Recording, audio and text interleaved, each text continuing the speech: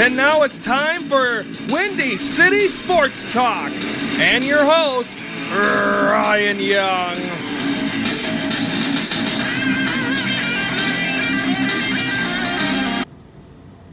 To look like the D. Gordon of last year. Gordon to right. He's deep. And it's gone! D. Gordon has hit it out. And the Marlins have a 1-0 lead.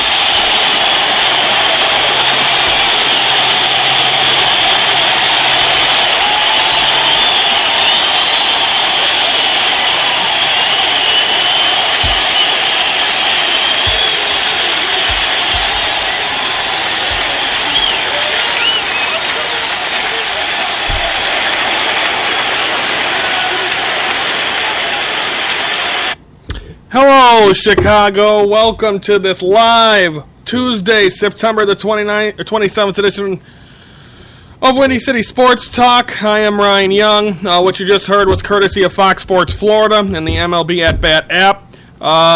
What we saw was the home run that began the ball game last night. I said I was going to watch it between the Marlins and the Mets. Great tribute. Everyone wore number 16s, and it was Jose Fernandez jerseys. They all had the name on the back. Then they did a tribute where they all went around the mound, wrote something in the dirt. And then how that D. Gordon at bat began was he took a number 16 helmet. It wasn't exactly Jose's one that fit him. And he did his batting stance and took a pitch and then took another one, 2-0. And then the next pitch, he hit a solo home run to the upper deck, his first home run of the season. Cried all the way around the bases. There was a lot of emotion there. There was a lot of emotion in that ballpark. They had a lot of tributes to him outside of Marlins Park for Jose Fernandez. So a lot of, and if you didn't watch that video, and if you didn't see it live, I was watching the game live. I was out of the room when it happened. But to be able to not see, to be able to feel, if you didn't have a feeling for that, you're not human. And I said it. I'll say it again. I know there's probably something that's going to come out of this that does not make Jose Fernandez look good. Now, with that being said, until that comes out, you honor the life that he had and give a tribute to what he was. And even after that, there's more stuff that came out today. Early this morning, a bag of baseballs that he had on his boat, autographed, maybe for fans, maybe for the people on the boat. And it washed up ashore today. The home run yesterday, the only home run D. Gordon hit this season, and it went into the upper deck. He's never hit in the upper deck, even in batting practice. If you can't believe that the spirit of Jose Fernandez is in South Florida right now, then I think you are crazy, because there's something there that is lifting that team, and they're able to win that game of a final of 7-3 against a New York Met team that is trying to win the wild card. And technically, the Marlins are still in it. So there's a lot of things to go there. Another upsetting story that just came out. Apparently, he was perturbed. He was upset about something, and he wanted to take his mind off of stuff, so he did go on the boat. And they were, and Marcell Ozuna, one of his close friends, they said that, hey, I want you to go with, and then he said no, he's got his wife and kids, so Marcell Ozuna could have been on that boat too. And he said, if you don't hear from me by 10 in the morning, so he can make it there to the game, then text me. And then he got the call earlier in the morning that he died.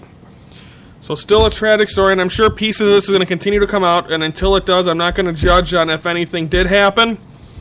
But I think it was great yesterday how they honored him, and what they were able to do with that. So that was, we spent the whole half of the show yesterday talking about this, and I'm just going to leave it at that for right now until more things come out on this. But until then, rest in peace, Jose. Okay, now let's shift gears to our baseball here in the Windy City. The Cubs were in action against the Pittsburgh Pirates. Pirates barely fighting. They're pretty much, and the Cubs, there's nothing really to spoil. They got home field advantage throughout. So now you just focus on doing what you need to do. And the Pirates are just trying to stay positive going into next season, which you heard Len and JD if you watched the ball game, which I didn't watch much of it because you just could not turn off that Marlin-Met game. At least I couldn't. So you go to that, and they were talking, and Jim Deshaies, Len Casper, they both said that this is a good Pirate team. And you think next year they might be up there where they're going to be able to surpass, they didn't say this part, but I think they might be able to surpass the St. Louis Cardinals next season. You know? I mean, you really don't know what to expect. But last night it was all Cubs. They get an early run on a sac fly. Then the big nail in the coffin was a grand slam by Javi Baez that just went around the pole. Made it 5-0, and then after that it just seemed like everything continued to go right for the Cubs, and they win a final of 12-2. Kyle Hendricks goes to 16-8. Kuhl goes to 5-4. Hendricks strong. He pitched very well. Continues his Cy Young numbers. If you're going by numbers, I think you still got to say John Lester's might be one of the leading getters of getting the Cy Young award. He's got more of a name. I mean, Kyle Hendricks has been dominant to start the season. You hope to continue to see that into the postseason. And then the grand slam by Baez, like I said, is the nail in the coffin. I think they played extremely well. You know they're coming in here. They're not really, and they're not looking down anymore. You know that series with the Brewers? Yeah. But ever since then, they've been very dominant. They sweep the Reds. They take 2 or 3 from the Cardinals, and they do what they got to do against the Pirates. And, of course, they got the Reds this weekend, which there was an empty ballpark last night, but this team's still taking advantage. And now they have 100 wins. And with 100 wins, that's for the first time since 1935, which they went to the World Series and lost that season. So now they have not been to the World Series since 1945. So what's telling you right now that they break a record from 1935? Let's break the record from 1945, and then after that, try to break the record from 1908. If they're record breakers this year, let's do it. There's 5 games remaining in the season. They have 100 wins. A stat that I heard today on a radio show that the last 27 teams to win 100 games in a season did not win the World Series. Or 27 teams, 2 of them won the World Series. So that leaves 25 not to, and one of them as recent as last year with the St. Louis Cardinals, because the Cubs were the team that took them out. And part of me does not want to see the Cardinals in that series, because if you get the Cardinals, you're getting a matchup and where you're switching spots from last season. Now, the winner of that wild card game is going to be coming off a rush of momentum. Now, they're going to be coming off they're going to be flying high, just like the Cubs were last year. They win that game in Pittsburgh. Then they go to St. Louis, lose game 1, and then come back and win the next 3. Now, if the Cubs go in and lose game 1, I'm sure people are going to be talking, that's the end of the world. But it wasn't last year, but except this year, when you lose game 1, you're losing a game at home. This team has been dominant at home. And when you got John Lester and Kyle Hendricks most likely lined up, you got to be pretty confident. And how that October weather is, you got to think the wind's going to be blowing in as well. So when you put it in all that perspective, I don't want to see the Cardinals because I don't want to see that possibility of that happening. So let's not see that. The Mets, again, lose a heartbreaker. People on New York radio upset thinking that the Mets gave them that game. I listened to Terry Collins after the ball game, and he said that, no, he wasn't happy for D. Gordon. He wasn't happy that the Marlins won. They want to win a wild card. They were in the World Series last year. You think they want to be ousted? And then the Cardinals got demolished by the Cincinnati Reds, which the Cardinals do not play well at Busch Stadium. So, I mean, if the Cubs do face them in that first round, you get at least one win. Maybe even you want to win both games at home to feel positive. For some reason, it's running through my head. This team's either going to get out fast or not lose a game. And it's obviously, I'm sure there has not been a team that has lost. There's probably not been many teams, if any, that have won out in the playoffs. I'm sure there isn't. Because it's hard to clean the board. But how dominant this Cub team is, I think you're going to see one or the other. You're going to see a team that doesn't show up, or you're going to see a team that completely annihilates their opponents.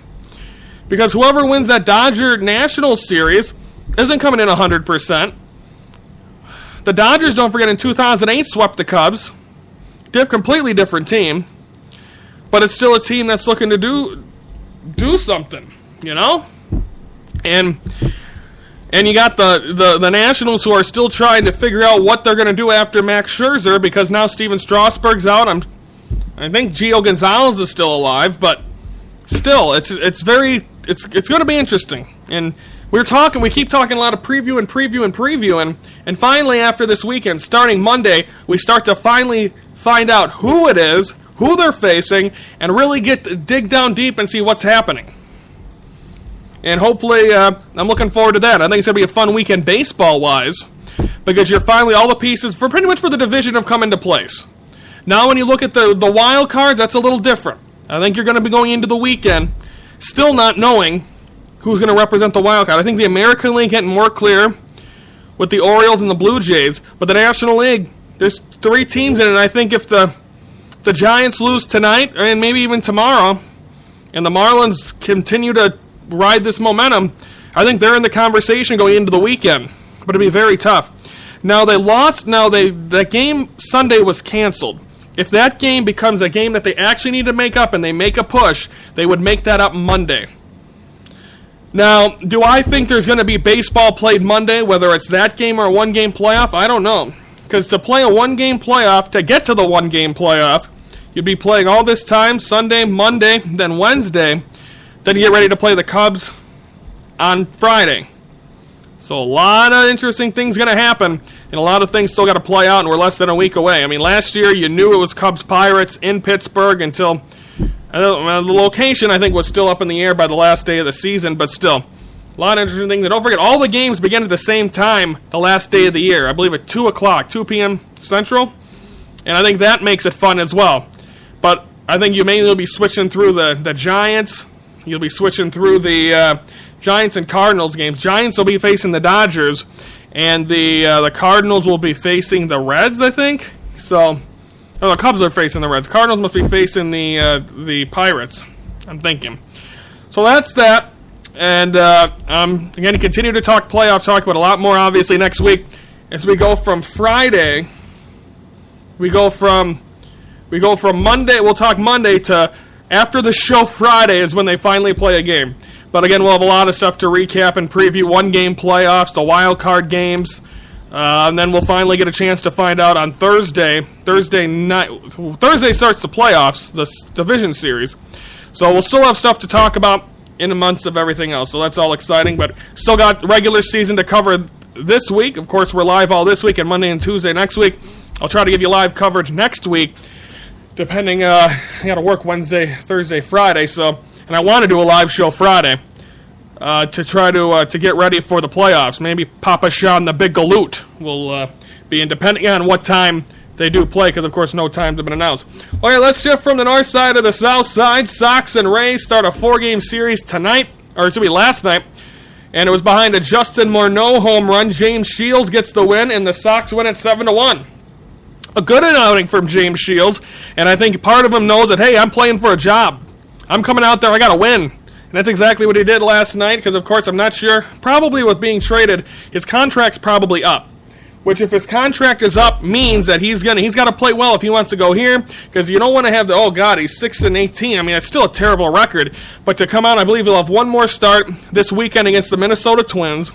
And then following that, I think the Sox got to decide. He's a big name, and if he can have a decent year and they bring him back next year and put him in with Sale and Quintana, but if they're doing a complete rebuild, then you got to think they're not going to use him, or you don't think that maybe either one of them are going to be White Sox at season's beginning next year. So a lot of things will kind of carry over here, and we'll see what they can do. But as of right now, it'll be interesting. But the Sox win the opener 7-1 against the Tampa Bay Rays, a team not playing for anything, and the Sox just trying to maybe get back to 500. With that win, they're 75-81, and the Cleveland Indians clinched their division, I believe, last night or the night before. And they cannot. I mean, they do have 6 games remaining. They can finish at 500 if they win out, and they're facing dreadful teams, but they're kind of dreadful in themselves. So when you put those things together, you don't really know. So again, all the divisions are clinched in the East, or in the American League. Let's see here. The National League, I believe they're all clinched as well. So divisions, not a worry. But then we look at the wild card for the American League. You got Toronto a game up over Baltimore. They lost last night to the Yankees at the Blue Jays. So the Yankees, even though they are a magic number, or their tragic number, I guess you can say, is 2. I just learned that one today. I like that one. Tragic number is 2. Kansas City is a game away, so it looks like we will know guaranteed have new World Series champions. Whoever that is, I mean, it's been a great story. I think the Royals will be back next year. Let's see, Yankees, tragic number 2. Astros, tragic number 3 at 3.5 games out. Seattle still 2 games out, but with Baltimore winning 3 in a row and Detroit now losing 3 in a row. Detroit, I believe over the weekend, had that second spot for a day or two, and now they're 2 games out with still a week to play. Baltimore's facing Arizona. Detroit's playing Cleveland. Now that Cleveland clinched, do they really try anymore? Or do they try to play spoiler to the Detroit Tigers? I think the Mariners, they've just had a lot of, it just seems like they've been there, but aren't going to be able to jump over the ship, and I think that's unfortunate. I think that sucks. And then Houston, they made it last year. They were a couple of outs away from eliminating the Royals from the playoffs, and they won the World Series last year. And here they're not going to make it, neither are the Royals. And the Yankees, for being such a rebuilding quote-unquote team, they did a tremendous job this season also. They start a series tonight against the Red Sox. They finished that series with Toronto yesterday. So, and I'm not sure, Toronto will be in action tonight against Baltimore. Was Baltimore off yesterday? They were. So they start a series at Toronto tonight. So, still 6 games remaining for almost pretty much every team left. And it'll be a big 6 because teams will start falling down, and again, that National League wild card. Talk about that. The Mets, a half game up over the Giants. The Giants were off yesterday. Pirates' tragic number is 2. They've lost 3 in a row. They face the Cubs tonight. We'll be previewing that coming up.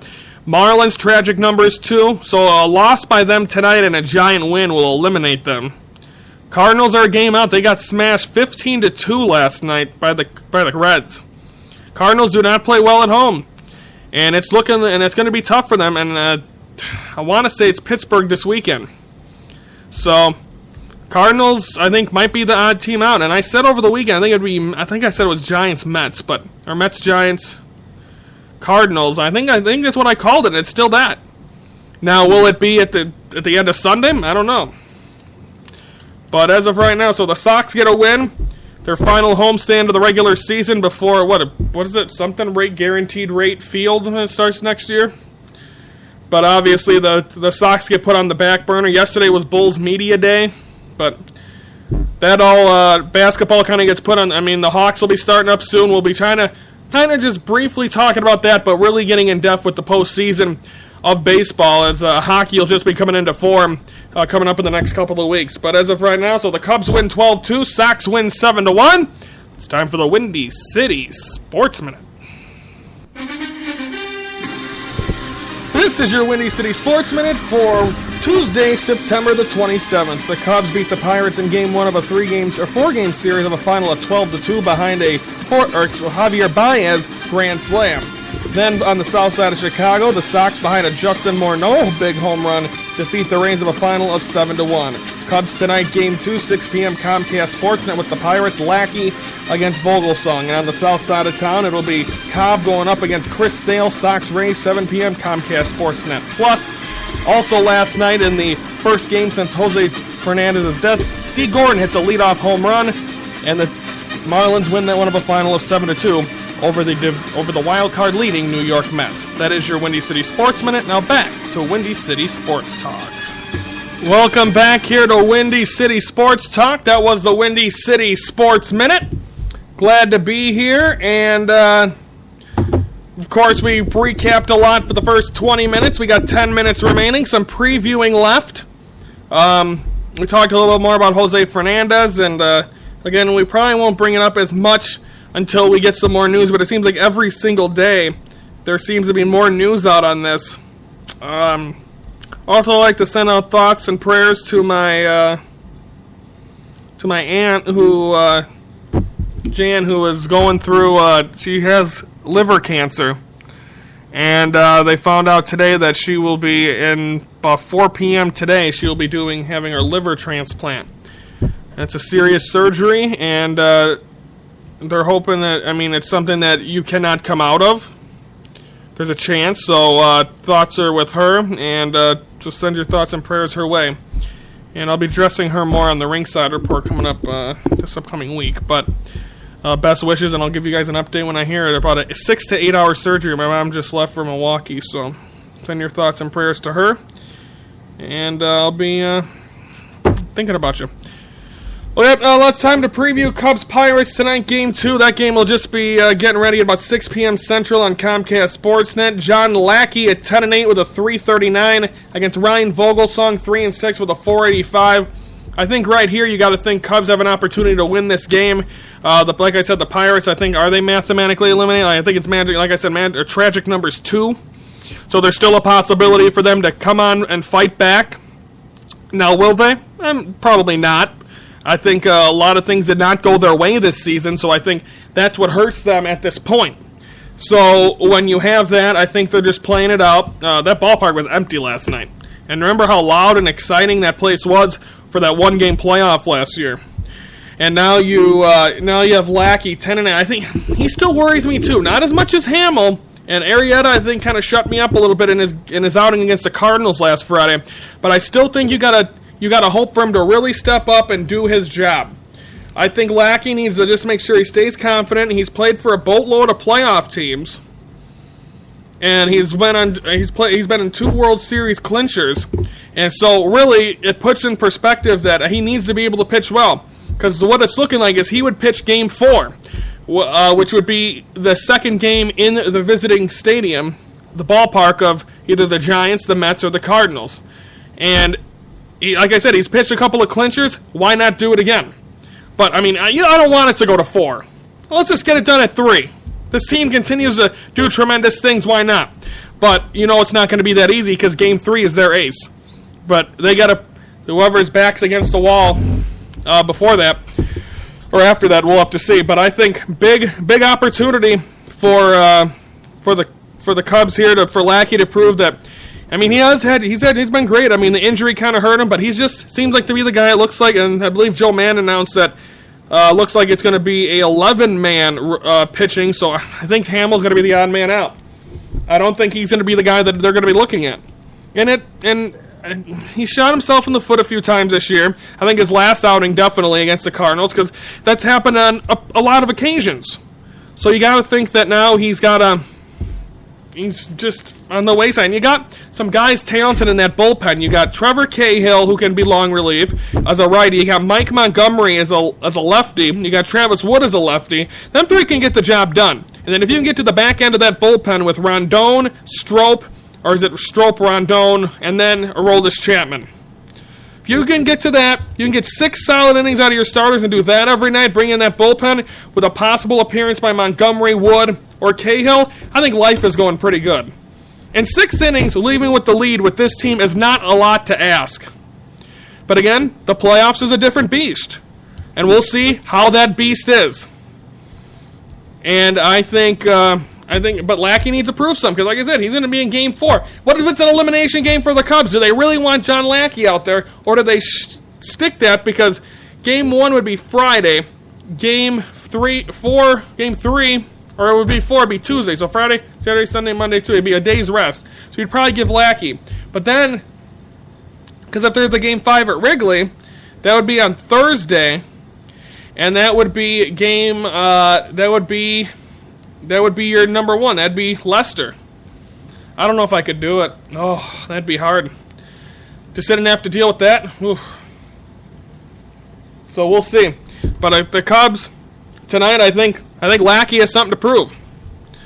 And again, the Cardinals tonight, they start at 7 o'clock at Busch Stadium. They will be facing the Reds. They lost 15-2, like I said, last night. The Mets will be in Miami. I think after all the emotions kind of put away, the spotlight not on them as much, they might bulk down and do it, because I think I mean, the tragic number for the Cardinals is 6, so I think they'll still be alive for this during the weekend, going into the weekend. But if the Giants and Mets get on a roll and the Cardinals can't beat the Reds, then I think they're looking at some trouble. So that'll be interesting again tonight. Mets in Miami against the Marlins. Giants are home against the Rockies, who are beatable. But, I mean, both of them, I don't think anyone knows this. They're the one team, I think, that beat the Cubs 2 out of 3 in both series, early April and then when they went to Denver. So never overthink that stuff. So, again, wild card changes every day, and of course we'll keep you posted on that tomorrow here on Windy City Sports Talk. Now let's shift gears to the other side of town. Sox will be home tonight, 7 p.m. Central, Comcast Sportsnet Plus, Game 2 against the Tampa Bay Rays. As it will be Cobb going at 1-1 with a 6-16 against Chris Sale, 16-9 and a 3-19. Now Sale, I believe, will pitch, with him pitching tonight, will pitch the final game, and I believe that's what it'll be next Sunday at U.S. Cellular Field. Will these be his final 2 starts as a White Sox? I think that's something to not look into, but to try to figure out. Cobb, I think, and also maybe the reason James Shields pitched so well last night was because this was his former team. But I'm not sure how many. I mean, Evan Longoria, I'm not sure how many. Probably that's it, of how many former Rays are on that team.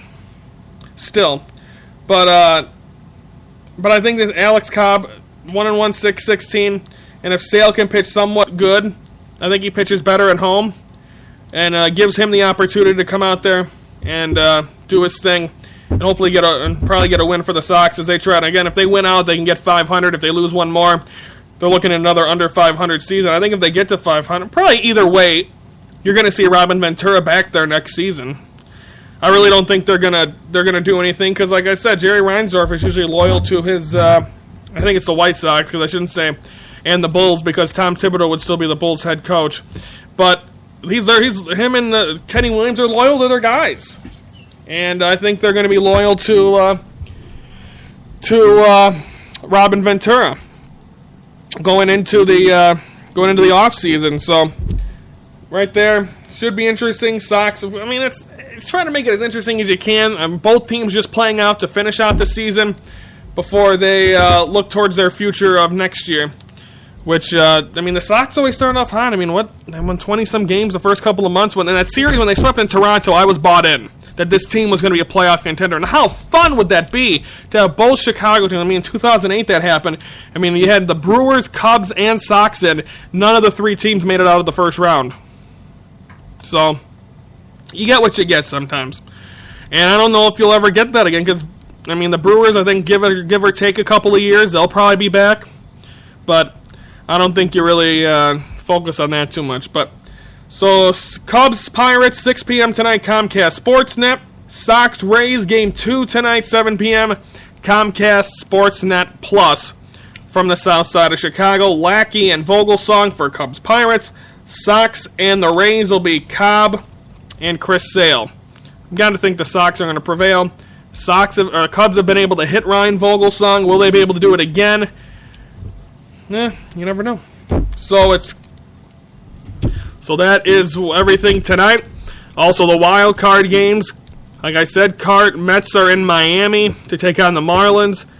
The Giants start a series with the Rockies, and the Cardinals are home to face the Reds.